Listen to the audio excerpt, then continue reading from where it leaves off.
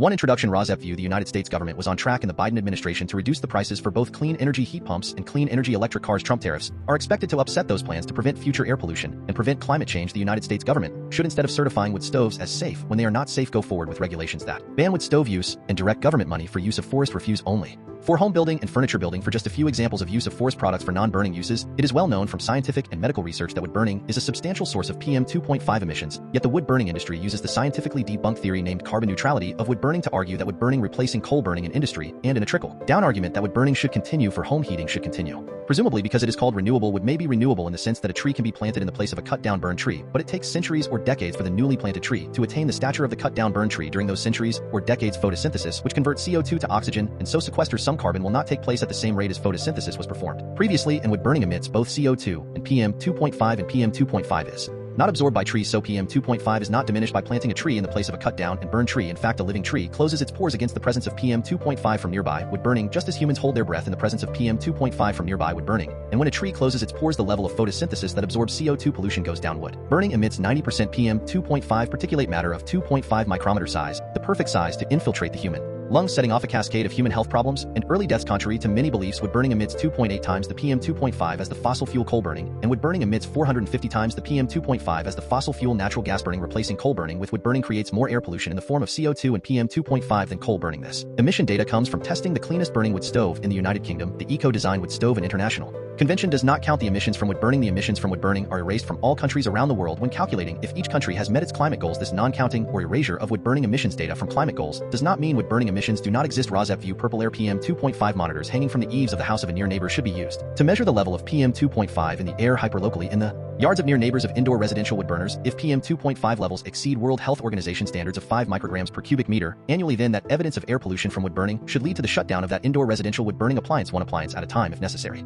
Hi, my name is Lily. Andrew gave you the intro to Residents Against Wood Smoke Emission Particulates and their concern for air pollution from indoor residential wood burning. Residents Against Wood Smoke Emission Particulates, or ROSEP, would like every near neighbor of an indoor residential wood burner whose wood smoke enters their yards and sickens the near neighbors to have a purple air PM 2.5 monitor hanging from the eaves of their home to measure the level of PM 2.5 entering their yards. That measurement of air pollution should be used as evidence of unnecessary air pollution, and each indoor residential wood burner should be shut down based on that evidence, one indoor residential wood burner at a time if necessary. The presentation by Andrew ended at 2 minutes 5 seconds. The same presentation by Emma starts at 2 minutes 3 seconds before the end of this podcast. So I am Lily, your timekeeper, and you can start the next podcast at 2 minutes 5 seconds in if you would not like to see the presentation by Andrew a second time. This presentation by me, Lily, ends at 5 minutes in. What you will see in the main content of this ROSEP podcast will be news about air pollution from indoor residential wood burning, and how that air pollution is being combated by ordinary people just like you who are unfortunately near neighbors of indoor residential wood burners at this time.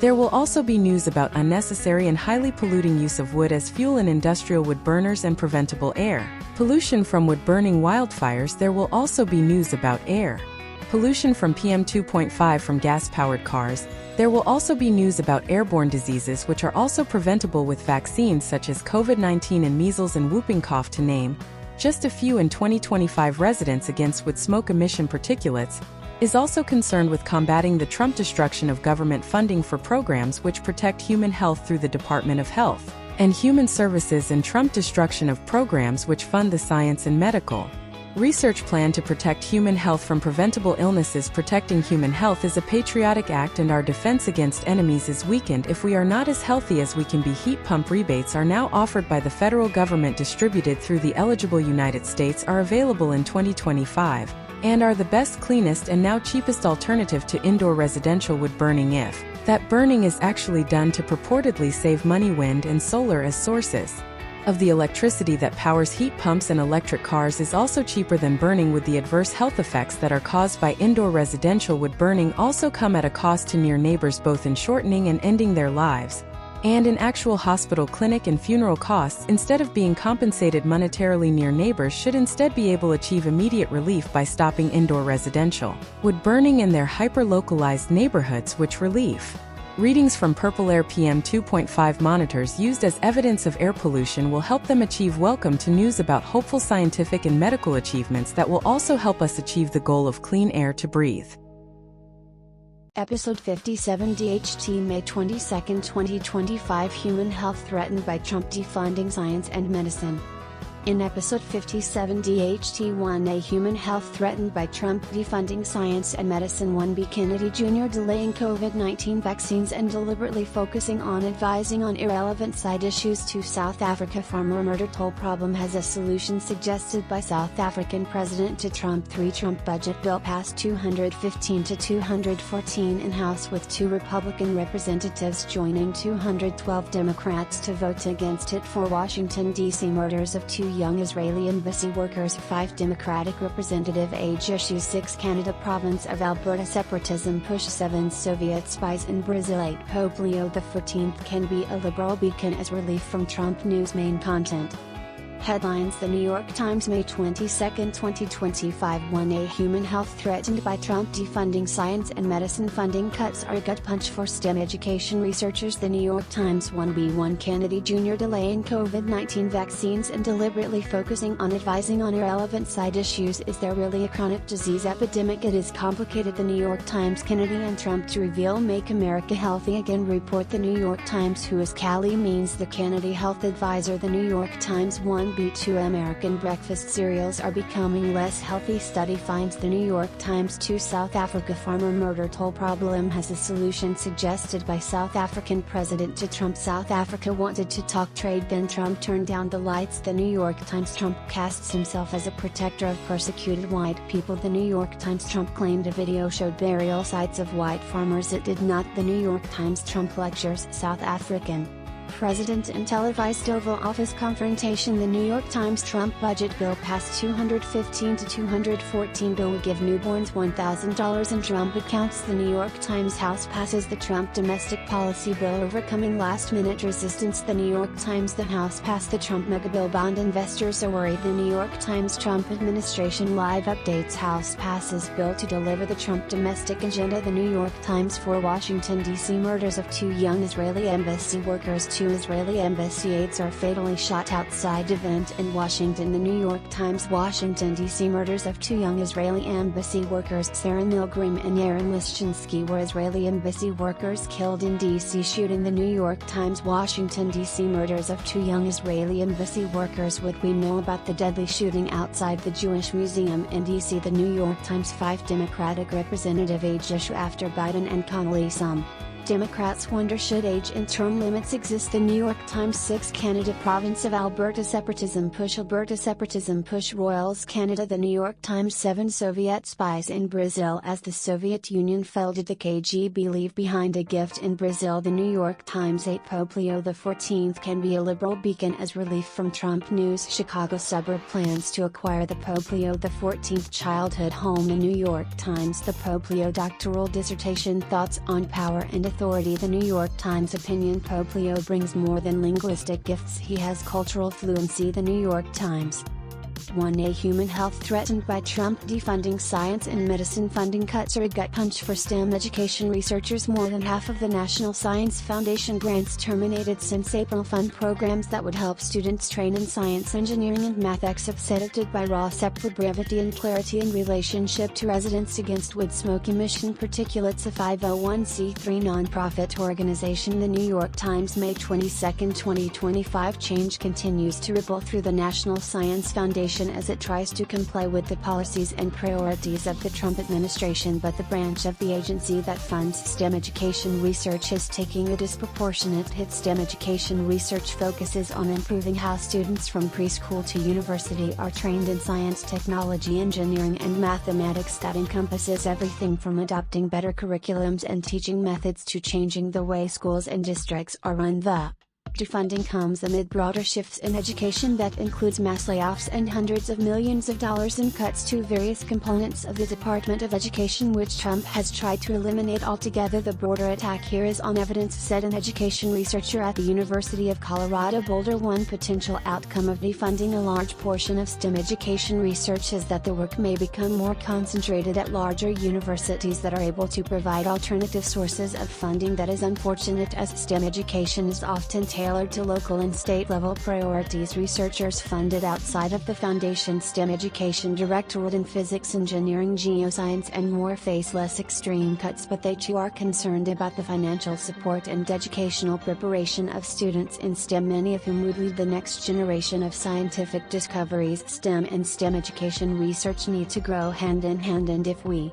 stop funding education research, they will not.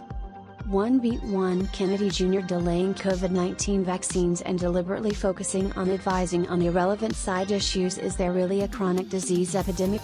It is complicated. Robert F. Kennedy Jr. wants to return the nation to a time when he believes Americans were healthier. Not so fast, many researchers say, except edited by Ross Ep for brevity and clarity and relationship to residents against wood smoke emission particulates. A 501c3 nonprofit organization. The New York Times, May 22, 2025. Robert F. Kennedy Jr., the health secretary, often says that when his uncle was president in the early 1960s, Americans were much healthier than they are now. People were thinner and had lower rates of chronic disease. He recalls fewer children had autism, allergies or autoimmune diseases. On Thursday, the Trump administration plans to release a report with a particular emphasis on health of children, premised on the idea that we have fallen far since this golden era. But were Americans really healthier back then?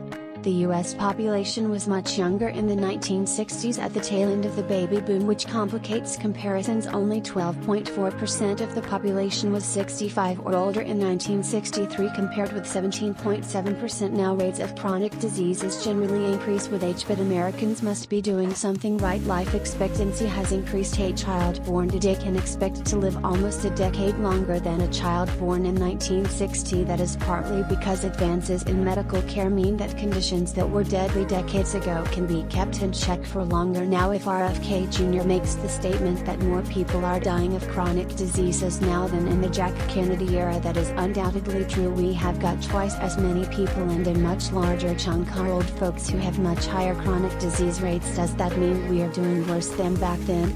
Absolutely not. Americans have put on the pounds over the decades. As Kennedy often notes, diabetes and obesity are on the rise even among adolescents. On the other hand, the country has cut back dramatically on smoking, a habit that once contributed to huge numbers of deaths. In the United States, only 12% of adults smoked, now down from 42% in 1965. The landmark, the report of the Surgeon General describing the harms of smoking, was issued in 1964 when more than half of all adult men smoked. Partly as a result, the two leading causes of death, heart disease and cancer, have fallen. Death rates attributable to heart disease dropped 71% from 1960 to 2019, and rates of death because of stroke have also declined. Kennedy has suggested that cancer is on the rise, and the Trump executive order establishing the Make America Healthy Again Commission, which put together the new report, contains some erroneous cancer statistics. In fact, rates have been gradually declining over the past 30 years.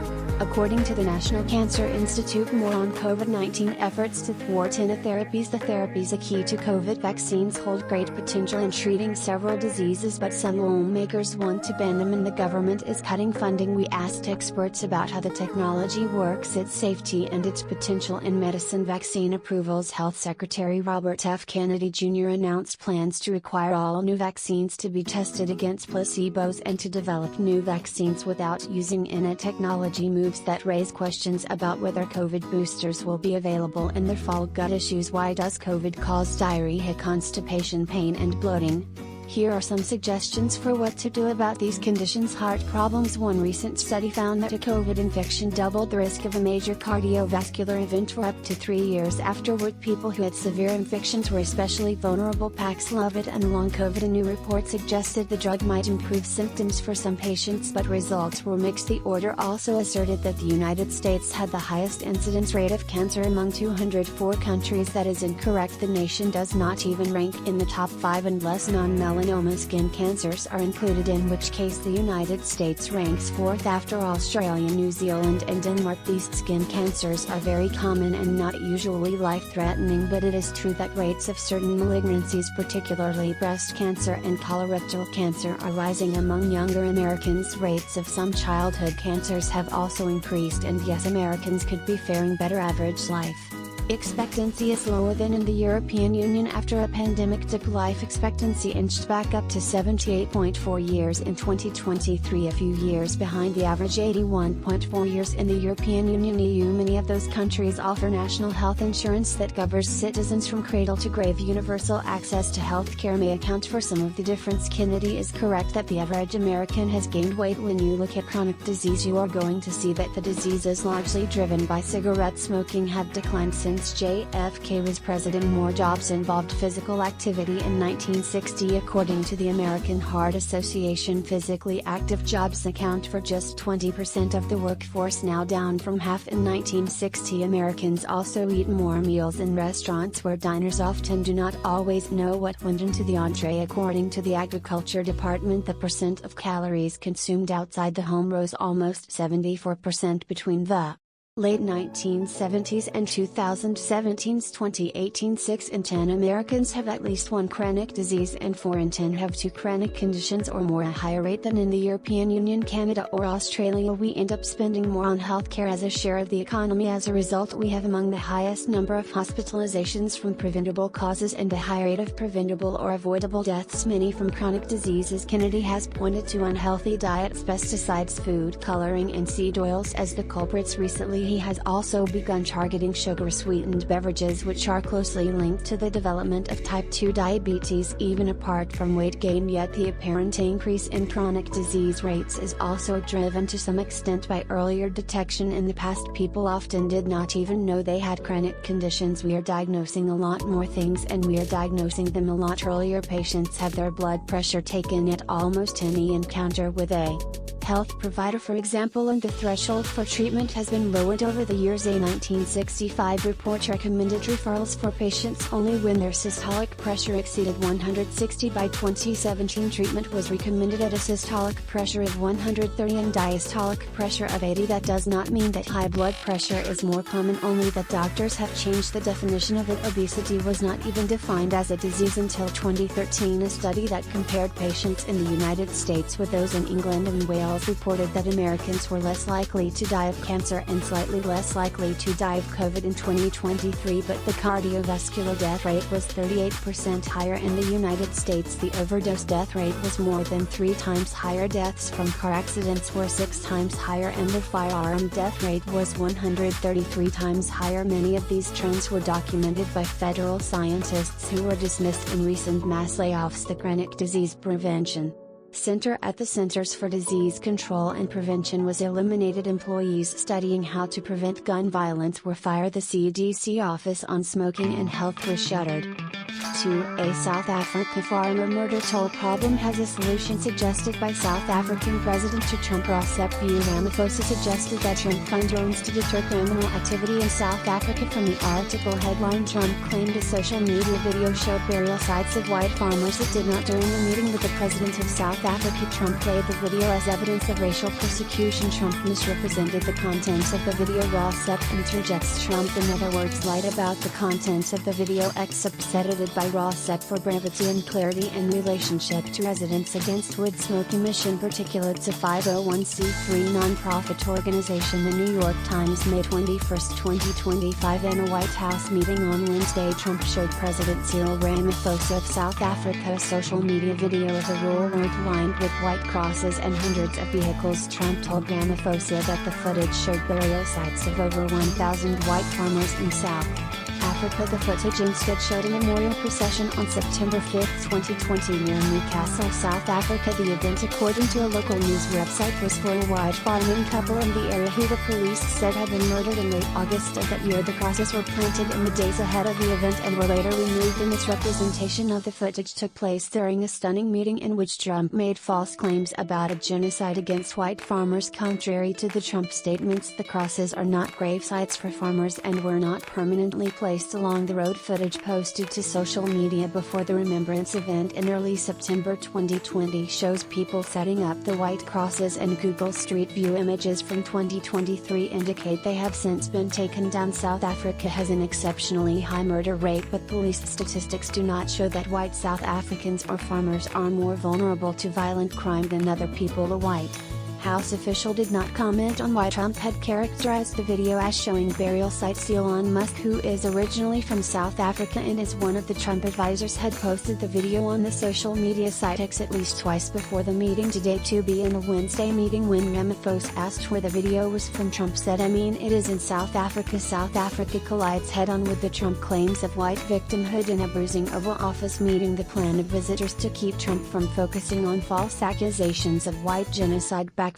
Excerpts edited by Roils for brevity and clarity in relationship to residents against wood smoke emission particulates. A 501c3 nonprofit organization. The New York Times, May 21, 2025. People who do get killed unfortunately through criminal activity are not only white people. The majority of them are black people who get killed through criminal activity. To see some South Africans defended President Cyril Ramaphosa handling of the Trump false claims during a confrontational meeting in the Oval Office, while others expressed dismay. The New York Times, May 22, 2025. For President Cyril Ramaphosa of South Africa, the meeting in the Oval Office was meant to be a chance to hit the reset button. He did everything to get the mood right. He got Trump to giggle with a joke about golf. He offered him a book and he kept the compliments flowing, thanking Trump for providing South Africa with respirators during the COVID-19 pandemic. "It really touched my heart," Ramaphosa said in the build-up to the Ramaphosa meeting in the White House on Wednesday. South African officials stressed that they would not focus on the Trump recent claims of white genocide, which are widely acknowledged as false. Instead, they would talk about tariffs, the valuable minerals of South Africa, and strengthening business ties between the two countries. But Ramaphosa walked away from the meeting still carrying uncertainty over the future of the crucial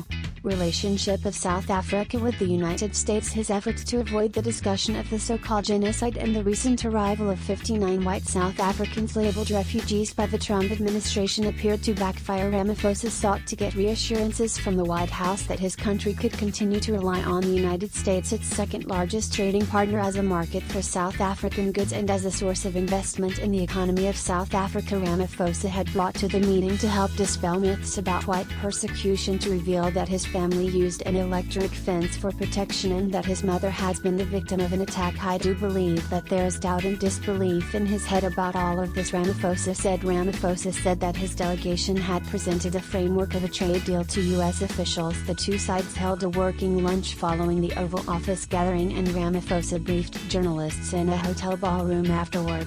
He was greeted by applause from members of his delegation. Ramaphosa is known as a contradiction and was smiling, Ramaphosa said, arguing that once the cameras were off, the conversation was no longer contentious. South Africa presented a framework for a trade deal, Ramaphosa said, and the two sides agreed to hold further discussions to iron out the specifics of an agreement. He said that Trump indicated that he would attend the Group of 20 summit in Johannesburg in November despite suggestions by his administration that the United States might skip it. Senator Chris Van Hollen, a Democrat from Maryland, said that if South Africa, the largest economy on the African continent, continued to feel isolated by the United States, it could damage American interests as well. "I see this as Trump retreating from the global south and ceding leadership to China and other adversaries," Van Hollen said. Trump budget bill passed 215 to 214. House passes the Trump domestic policy bill, overcoming last-minute resistance. The victory for Republicans came after Speaker Mike Johnson made concessions to holdouts in several factions, and Trump pressured the party to fall in line. Excerpts edited by Roils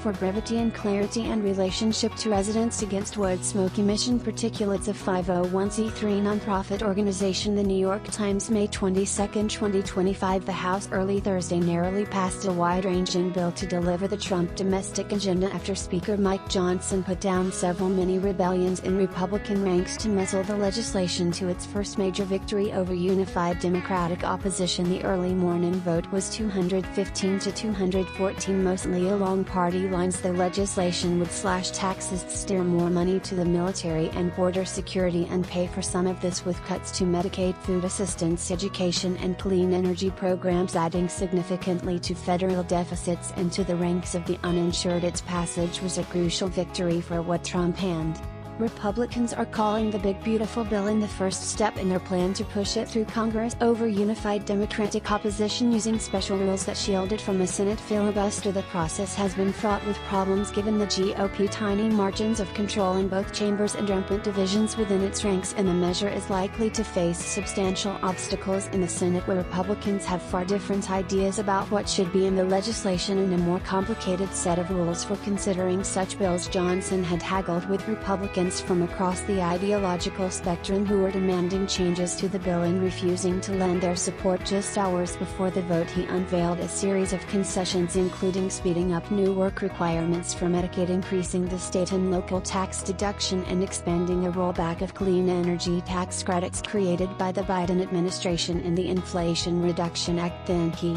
sought to call the bluff of the holdouts, setting a vote on the legislation for the early morning and effectively daring recalcitrant Republicans to oppose it on the House floor, forced to go on the record on the Trump legislative agenda. Their opposition collapsed in the end. Just two Republicans, Representatives Warren Davidson of Ohio and Thomas Massie of Kentucky, both anti-deficit conservatives, voted against it. Representative Andy Harris of Maryland, the chairman of the ultra-conservative House Freedom Caucus, voted present, a way of protesting the measure without causing its defeat, and two other Republicans who had expressed opposition to the measure ahead of the vote, Representatives David Schweikert of Arizona and Andrew Garbarino of New York, did not show up to vote this bill as a debt bomb ticking, Massie said on the House floor ahead of the vote, explaining his opposition. "We are not rearranging deck chairs on the Titanic tonight, we're putting coal in the boiler and setting a course for the iceberg." Trump had pressed hard for passage of the bill by visiting the Capitol on Tuesday and meeting with holdouts on Wednesday at the White House. Earlier on Wednesday, his administration put out a statement calling the failure to pass the bill the ultimate betrayal. It is expected to face substantial changes in the Senate. The group of fiscal conservatives has demanded structural changes and cuts to Medicaid and other programs to hold down the overall cost of the bill and rein in deficits. More moderate and politically vulnerable lawmakers have sought to protect Medicaid and fought to preserve clean energy tax credits. Cost estimates for the changes Johnson made late on Wednesday night to the legislation were not yet available, but the bill as originally written has been expected to add trillions to the national debt, which is already at a level that many economists and Wall Street investors find alarming. In a preliminary analysis of an earlier version of the bill, the nonpartisan Congressional Budget Office estimated that the legislation would add roughly $2.3 trillion to the debt over the next decade. The deficit hawks have become chicken hawks tonight. In submission to Trump, the self-described king of debt, Representative Lloyd Doggett, Democrat of Texas, said on the House floor in a separate analysis requested by Democrats, the Budget Office found that the legislation would leave the poorest Americans worse off while providing a lift to the richest. In 2027, the bottom 10% would lose the equivalent of 2% of their income, largely because of the reduced benefits, while the tax cuts would provide the top 10% with a 4% increase to their income, the Budget Office estimated before the legislation passed early on Thursday morning. Representative Hakeem Jeffries of New York, the Democratic leader, predicted that votes of Republicans would come back to haunt them at the ballot box. "I think that when the story is told of the 119th Congress, when the votes are ultimately cast on that first Tuesday in November next year," Jeffries said that this day may very well turn out to be the day that House Republicans lost control of the United States. Among the concessions Johnson made to conservatives in the hopes of winning their votes was speeding up when work requirements for Medicaid would kick in by 2 years, from 2029 to the end of 2026. The legislation is projected to cause around 10 million Americans to become uninsured, according to the Congressional Budget Office. The bill now also contains a faster phase-out of existing tax credits for low-carbon electricity under the new language. Companies building solar, wind, geothermal or battery plants could only claim the credit if they started construction within 60 days of the bill passing into law and then put the plant in service by the end of 2028, a narrow window that many businesses might struggle to meet in a nod to the blue state. Republicans in the conference GOP leaders also included a larger increase to the $10,000 limit on the state and local tax deduction, a key demand from a small group of lawmakers from New York, New Jersey and California. The legislation would set the cap at $40,000, an increase from the $30,000 limit in the earlier draft of the legislation. The size of the deduction would shrink for people making more than $500,000 a year rather than the $400,000 level included under the previous version of the bill. 6 Canada province of Alberta separatism push Roils View Human Health health threatened by Trumpist Albertans and unregulated oil and gas extraction leading to dirty methods of home heating chosen instead of clean energy heat pumps with heat pump rebates available in Canada in 2025. From the article headline, Alberta stands apart in Canada now. It plans a long-shot bid to secede. The country is just emerging from a period of political turmoil with a new prime minister in place, but now Alberta, conservative western province, is planning a referendum to break away. Excerpt edited by Rossep for brevity and clarity and relationship to residents against wood smoke emission particulates. A 501c3 nonprofit organization. The New York Times, May 22, 2025. The western province of Alberta is laying the groundwork to hold a referendum asking voters whether they support seceding from Canada. While the likelihood of such a divorce ever happening is slim, the Constitution of Canada would have to be amended among other obstacles to put the question on the ballot. Some Albertans actually prefer becoming a U.S. state. Many Albertans see the Canadian federal system, which they see as unfairly limiting the vast oil and gas resources of Alberta while dutifully collecting taxes. The province, often referred to as the Canadian Texas because its oil and politics is home to a small but dedicated minority of separatists. Their voice has been amplified in part because of the Trump calls to annex Canada and by the re-election of a Liberal federal government, which many in traditionally conservative Alberta view as hostile to their concerns. The key argument behind the movement is that Alberta is different enough from the rest of Canada, including in its conservative tilt and resource wealth, to go at a gambit of the Alberta Premier Danielle Smith. The Alberta McGaw-style conservative leader says she is not personally in favor of Alberta breaking away from Canada. She says she is seeking leverage to radically renegotiate the relationship of Alberta with the federal government in Ottawa, primarily to unshackle the Alberta oil industry from regulations meant to address climate change, but she has handcrafted the conditions that will likely lead to the referendum. The province of 5 million residents, the Canadian fourth most populous, is home to the Canadian lucrative oil and gas industry, whose products are mostly exported to the United States. Former Prime Minister Justin Trudeau promoted climate-focused policies like emission caps and strict environmental assessments over his decade in office. Critics say that these limited the ability of Alberta to fully extract and export its mineral and fossil fuel. After the change in the Canadian leadership, Danielle Smith did not wait a full 24 hours after the Mark Carney re-election on April 28 as Prime Minister to fire her opening salvo. The next day she introduced a bill which the Alberta legislature recently passed, making it much easier for a movement of citizens to trigger a referendum. The new rules slash the number of signatures of citizens required for a referendum from 600,000 signatures to about 177,000. They also give petitioners an extra month to collect signatures, increasing the window from 90 days to 120. Beside complaints about not reaping the benefits of its vast energy resources, Alberta has diverged from Canada, especially regarding vaccines during the pandemic, with many accusing the federal government of imposing public health mandates that restricted their freedom. Cat's Corner strategy with Tiger and Leone. Saying the quiet part out loud. Roar. Hi, I am Tiger. Hi, I am Leone. Our human asked us to get up from our naps and start Cat's Corner strategy with Tiger and Leone. She gave us a list of internet allies which we will post for her here. It is better for your mental fitness to go to these websites than to go to bro sites for advice. Substack letters from an American Heather Cox Richardson. Substack your neighborhood epidemiologist. The Mados Touch. The Guardian. The New York Times.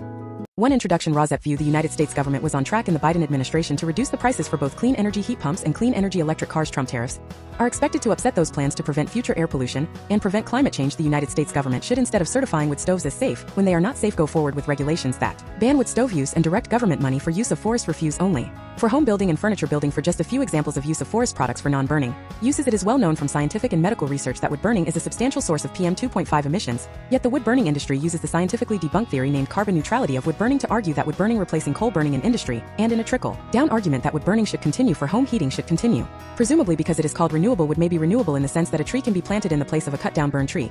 But it takes centuries or decades for the newly planted tree to attain the stature of the cut-down burned tree. During those centuries or decades, photosynthesis, which converts CO2 to oxygen, and so sequesters some carbon, will not take place at the same rate as photosynthesis was performed previously, and wood burning emits both CO2 and PM 2.5, and PM 2.5 is Not absorbed by trees, so PM2.5 is not diminished by planting a tree in the place of a cut down and burn tree. In fact, a living tree closes its pores against the presence of PM2.5 from nearby wood burning, just as humans hold their breath in the presence of PM2.5 from nearby wood burning.